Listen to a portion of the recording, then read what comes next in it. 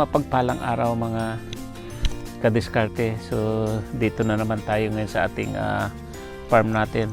So ito ay lilinisin na natin at kailangan na nating ihanda dahil magtatanim na naman tayo kasi magsa-summer na dito sa Japan.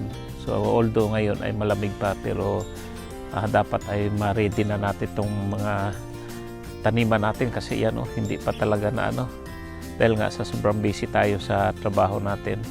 So bubunutin natin ito yung mga pangsigang natin noon na yan siling pangsigang, itong mga puno nila. Kailangan mabunot na natin. Yan. Ito mga kadiskarte, ang risky pag tapos ng harvest kung saan natin itatapon itong mga puno nila. Kasi dito sa Japan hindi tayo basta-basta makapag tapon ng basta-basta. Yan, hindi rin pwede makasunog ng ng basta-basta lang. Yan, ihahanda na naman natin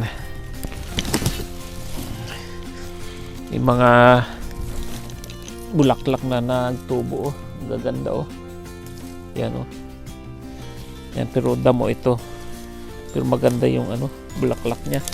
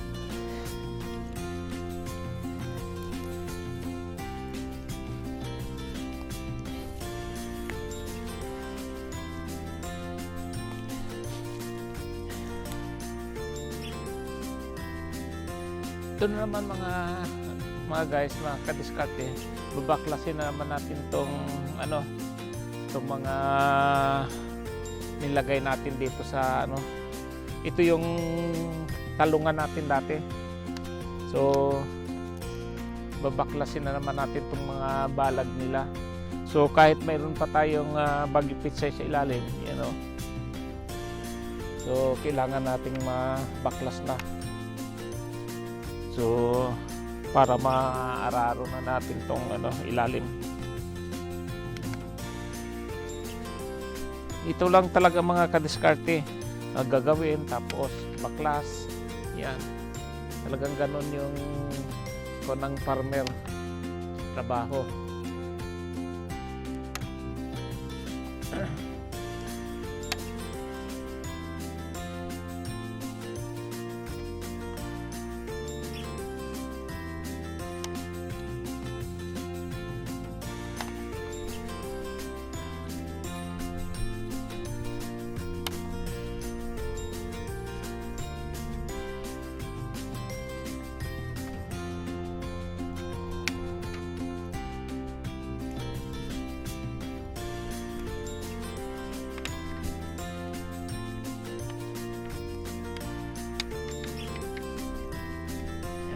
Diskarte.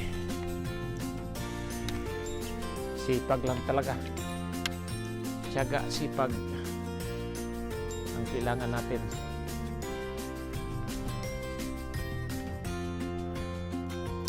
Hindi na yata itong gunting natin